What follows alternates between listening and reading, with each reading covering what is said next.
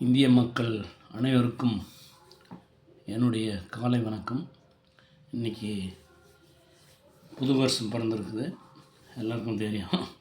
இருந்தாலும் நான் என்னுடைய தரப்பில் சோழவரம் ஜார்ஜ் யூடியூபர், உங்களுக்கு எல்லாருக்கும் தெரியும். ஒரு வருஷமாக நான் யூடியூப்பில் ஷார்ட்ஸ் எல்லாம் போட்டுருந்தேன். உங்கள் எல்லாருக்கும் என்னுடைய புத்தாண்டு வாழ்த்துக்கள். இந்த வருஷத்தில் எல்லாருக்கும் அவங்க விரும்பின எல்லாருக்குமே கிடைக்கிறதுக்கு இயற்கை எண்ணெய் நான் வேண்டிக்கிறேன். அவ்வளோதான் என்னால் சொல்ல முடியும்.